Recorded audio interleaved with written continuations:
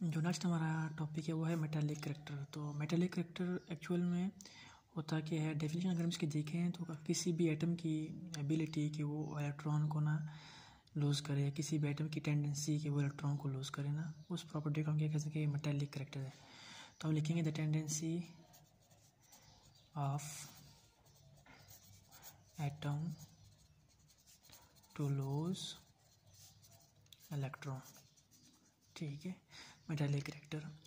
तो अब देखें तो पीरियोडिक टेबल में ना उसके लेफ़्ट साइड पे अगर देखें तो आपके पास जो है ना मोस्टली मेटल्स आ रहे होते हैं, ठीक है। मेटल्स क्या करते हैं, वो इजीली इलेक्ट्रॉन क्या कर लेते हैं, लूज़ कर देते हैं। ऐसा ही है, लूज़ इलेक्ट्रॉन इजीली, और क्या बना लेते हैं, पॉजिटिव आइंस बना लेते हैं, ठीक है। जब आपके राइट साइड पे देखेंगे तो आपके पास मोस्टली आपको क्या मिलेंगे, नॉन मेटल्स मिलते हैं, ठीक है, जो क्या करते हैं, इलेक्ट्रॉन को गेन करते हैं, ठीक है, और वो क्या बनाते हैं, नेगेटिव आइंस बना देते हैं, ठीक है। तो जो आपके हम कह सकते हैं हमारे पास जो मेटालिक करैक्टर होता है ना, लेफ़्ट टू राइट हम कह सकते हैं डिक्रीज़ हो रहा होता है, ठीक है। तो मेटालिक करैक्टर जो डिपेंड करता है मोस्टली वो किस पे डिपेंड कर रहा है, वैलेंस शेल इलेक्ट्रॉनिक कन्फिगरेशन पे डिपेंड कर रहा होता है, ठीक है। तो मेटालिक करैक्टर डिपेंड ऑन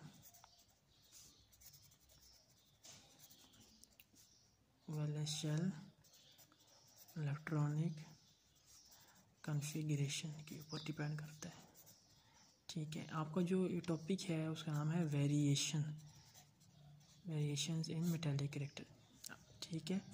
तो हम क्या कहेंगे, पीरियड में हमारे पास ये क्या होता है, लेफ़्ट टू राइट हमारे पास डिक्रीज़ हो रहा होता है, ठीक है, क्योंकि अफेक्टिव न्यूक्लियर चार्ज क्या हो रहा होता है, इंक्रीज़ होता है हमारे पास। अफेक्टिव न्यूक्लियर चार्ज हमारे पास इंक्रीज़ हो जाता है। न्यूक्लियर चार्ज मीन्स जब force of nucleus on surrounding electron, ठीक है। ग्रुप में अगर हम देखें तो हमारे पास मेटालिक करैक्टर होता है,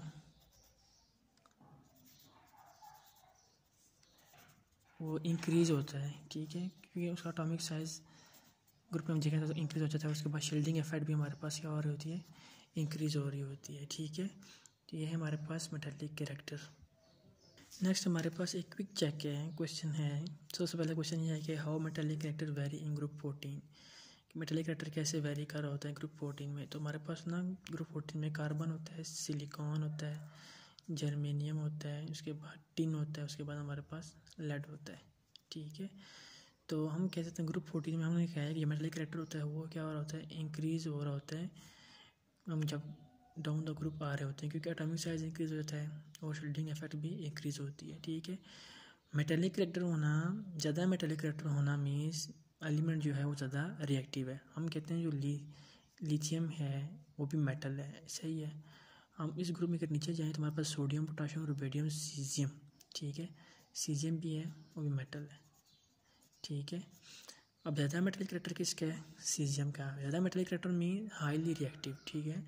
तो मेटालिक करैक्टर किस पे डायरेक्टली प्रोपोर्शनल है, रिएक्टिविटी के प्रोपोर्शनल है, कि ज़्यादा मेटालिक करैक्टर होगा उतना ही रिएक्टिव होगा, ठीक है। तो हम यहाँ पे लिखेंगे metallic character increase down the group due to increase in size of atom या एटॉमिक साइज, ठीक है, एंड शील्डिंग इफेक्ट, ठीक है।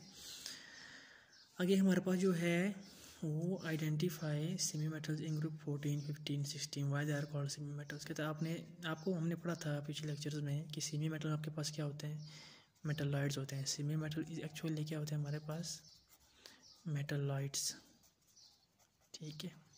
आपने ग्रुप 14 में बताया, 15 में 16 में, ग्रुप 14, 15 और 16। ग्रुप 14 में क्या देखो तो हमारे पास सिलिकॉन और जर्मेनियम आ रहा होता है।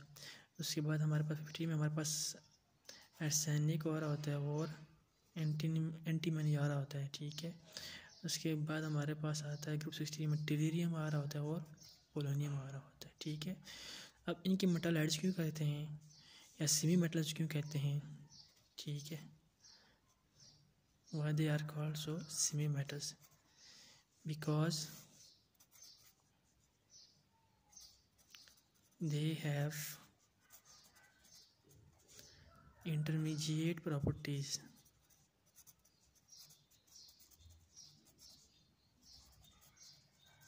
between metals and non metals.